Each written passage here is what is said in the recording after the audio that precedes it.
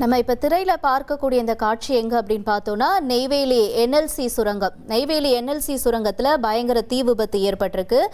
என்ன நடந்ததுன்ற விவரங்களோட எமது செய்தியாளர் தேவநாதனும் இணைஞ்சிருக்காரு. கேட்கலாம். தேவநாதன் வணக்கம். காலையில இருந்தே பார்த்தோம், ஏற்கனவே இங்க சென்னையில மணலியில ஒரு தனியார் தொழிற்சாலை எரிந்து தீ விபத்து ஏற்பட்டு ஒரு பரபரப்பை ஏற்படுத்தி இருந்துச்சு. இப்ப நெய்வேலி என்எல்சிலையும் பயங்கர தீ விபத்து ஏற்பட்டிருக்கிறதா சொல்லப்பட்டிருக்கு. என்ன நடந்துச்சாங்க, அதனுடைய தகவல்களை சொல்லுங்க. கடலூர் மாவட்டம் நெய்வேலியில என்எல்சி இந்தியா நிறுவனத்துடைய சுரங்கங்கள் மற்றும் மணல் மின் நிலையங்கள் செயல்பட்டு தென் மாநிலங்களுடைய மின் தேவை பூர்த்தி செய்யப்பட்டு வருது. இந்த நிலையில தான் பார்த்தோம் அப்படின்னா இன்னைக்கு என்எல்சி இந்தியா நிறுவனத்துடைய முதல் சுரங்கத்துல நிலக்கரி வெட்டி எடுக்கும் பணியில ஈடுபட்டிருந்த இயந்திரம் தீப்பற்றி எரிந்து வருகிறது.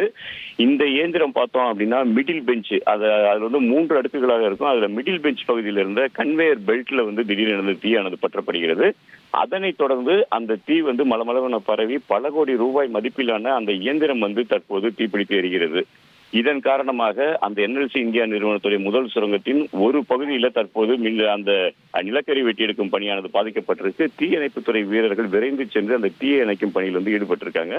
தீ தற்போது இதுவரையில் கட்டுக்குள் கொண்டு வரப்படவில்லை என்று கூறப்படுகிறது. இருந்தாலும் அந்த தீயை முழுமையாக அணைக்கும் பணியில தீயணைப்பு வீரர்கள் ஈடுபட்டிருக்காங்க. இதுல ஊழியர்களுக்கு எந்தவித பாதிப்பும் இல்லை. இது முதற்கட்ட விசாரணையில் என்ன தெரிய வருது அப்படின்னு காட்டினா, அதிக அளவில் வெப்பம் காரணமாக வெயில் காலம் இருப்பதாக, வெயில் காலம் என்பதால் அதிக அளவில் அந்த வெப்பத்தின் காரணமாக இந்த கன்வேயர் பெல்ட் முதலில் தீப்பிடித்ததாகவும் அதனைத் தொடர்ந்து அந்த கன்வேயர் பெல்ட் வழியாக இந்த இயந்திரம் தற்போது தீப்பிடித்து எரிந்து வருவதாகவும் கூறப்படுகிறது.